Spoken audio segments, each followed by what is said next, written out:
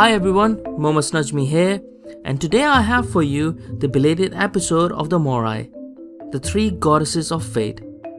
In ancient Greece, the idea of fate and destiny was widely recognized and enamored. It is a somewhat idea of predestination, that you might be in control of your life, but you're not in control of your destiny.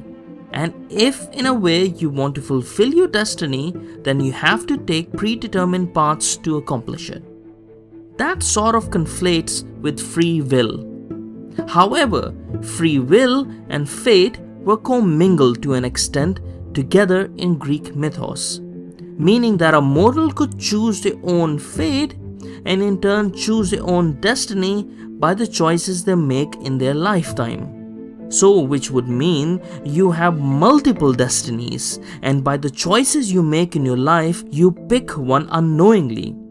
And once you have picked one, to achieve that destiny, you must follow the determined paths. More like in any standard role-playing game. Anyway, let's look more into Moirai, the three sisters, who had control over three key stages of a person's life.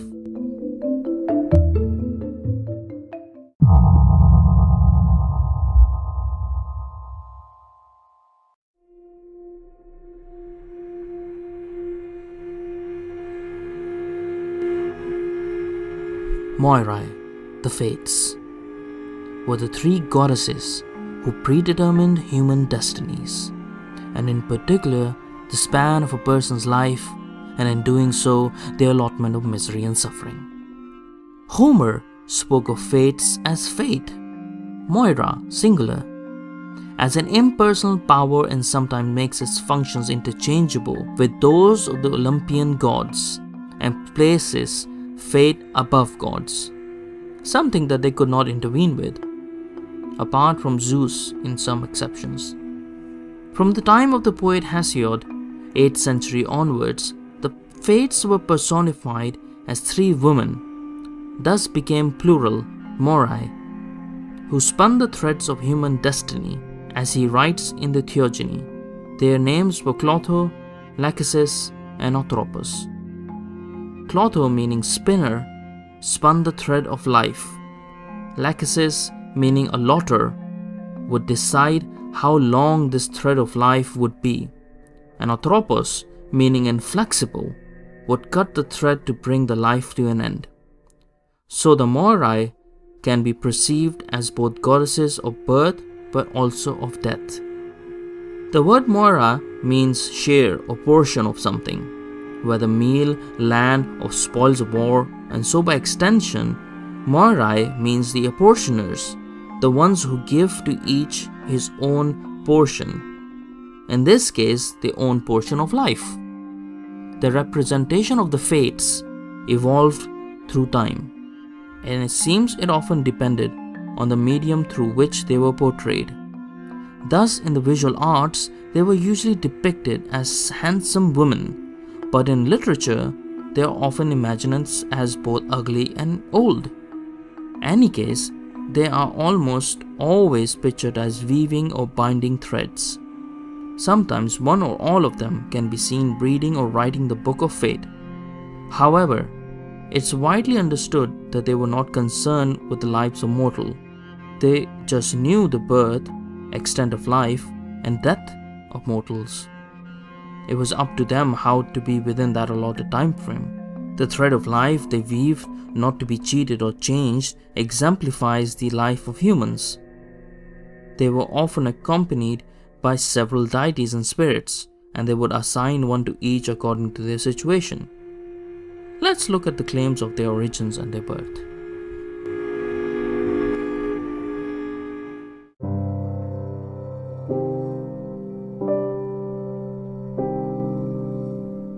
Moirai seem to have different genealogies. In Theogony, Hesiod informs us that the Fates are the fatherless daughters of the Nyx, born out of chaos and personification of the night. But later Hesiod describes them as daughters of Zeus and Titaness, Themis, who was the embodiment of divine order and law. If we look at it, both genealogies make sense. In the first case, the Moirai are linked through Nyx with death, and in the second they are clearly associated with the unchanging order of things. However, later in Orphic cosmogony, ascribed by the mythical poet Orpheus, a set of religious beliefs and practices seen as a reform of the earliest Dionysian religion, involving a reworking and reordering of Hesiod theogony in pre-Socratic philosophical era. Anange, written as Ananke or necessity, is a primeval goddess of inevitability, who is entwined with the time god Kronos at the very beginning of time. They represented the cosmic forces of fate and time, and they were called sometimes to control the fates of gods. And the three Moirai are the daughters of Anange. So you can see there is some debate as to their origins. Let's look at their relationship with Zeus.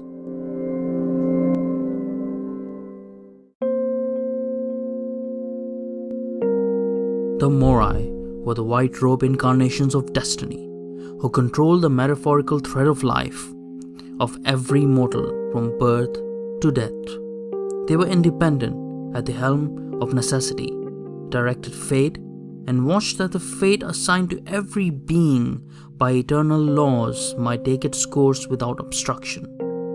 The gods and mortals had to submit to them. But in the case of Zeus, he is portrayed in two ways: as the only one who can command them, or as the one who is also bound to them, as incarnation of the fates.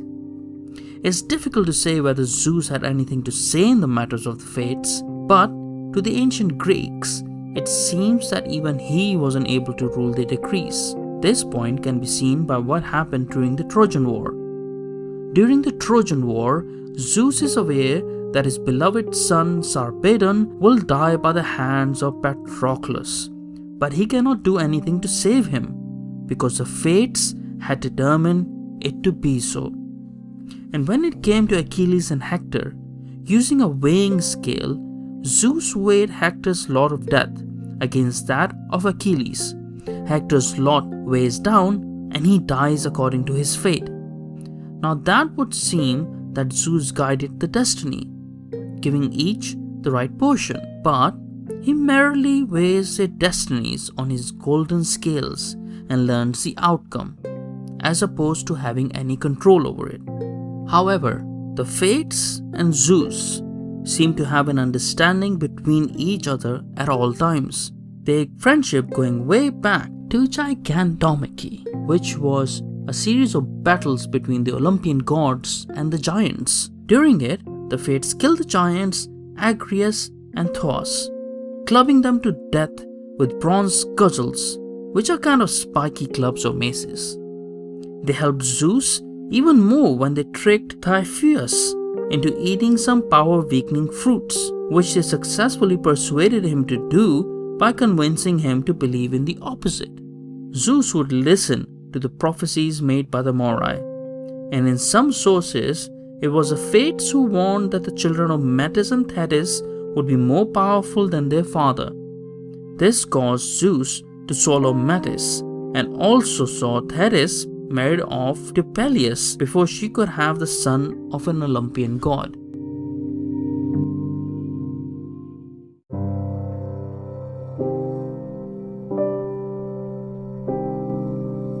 Moirai, the Fates, might usually be portrayed attending the births of both mortals and gods, but they do not appear that frequently in mythological stories.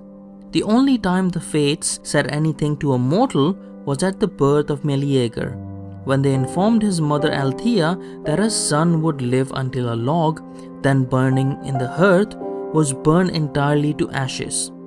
Naturally, Althea put the log away in a chest and kept it safe for many years. However, when Meleager murdered her brothers, which were obviously his uncles, after a quarrel over a boar skin, she threw the log into the fire, thus killing her son. Afterwards, out of remorse and despair, she killed herself as well. Only once were the Fates deceived by someone, and that someone was none other than Apollo. Upon learning that Admetus, his favorite, was destined to die, Apollo got the Fates drunk and persuaded them to spare Admetus's life if he was able to find a substitute. He didn't. But Admetus's wife, Alcestis, ever the epitome of faithfulness and love, voluntarily stepped forth and ultimately saved her husband's life. Another son of Zeus, this time Hercules, also requested the help of the Moirai. When his arrow poisoned the immortal centaur Chiron, the Moirai were convinced to allow Chiron to give up his immortality to relieve him of his pain. Hera, the wife of Zeus, is also seen to have some influence or at least a friendly relationship with the Moirai. For in the story of the birth of Hercules, Hera gets the Moirai to delay the birth of the son of Zeus so that Eurystheus could ultimately become the king of tyrants.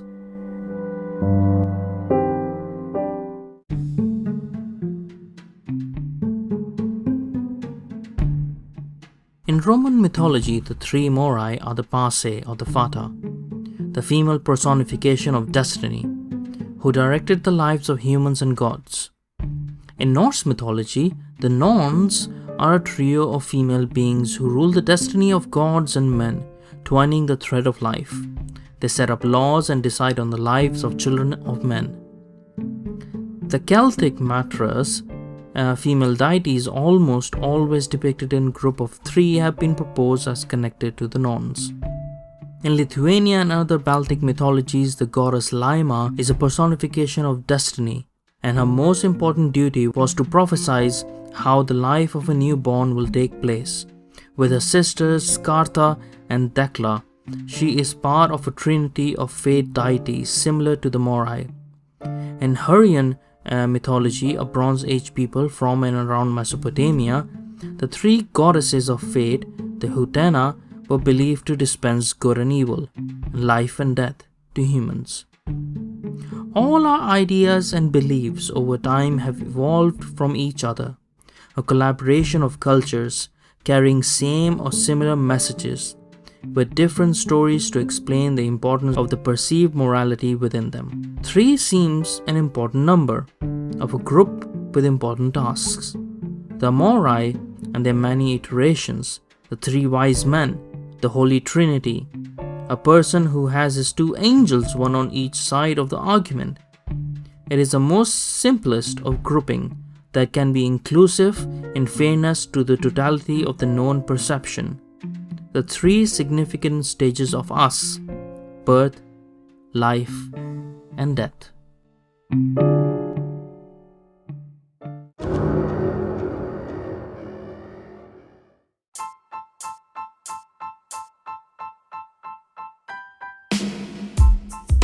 Alright, that is all I have for you guys today. I hope it has given you a bit of interest into Greek mythology. Of course, there are other mythologies to learn from, but for me this is the most studied and extrapolated of the others, and it opens you up to a lot of different philosophical narrations. I personally find it immensely fascinating. Next time, I will tell you all a bit about the story of cats, how they came to be our perfect companions. Until then, take care, be good, and thank you so much for listening.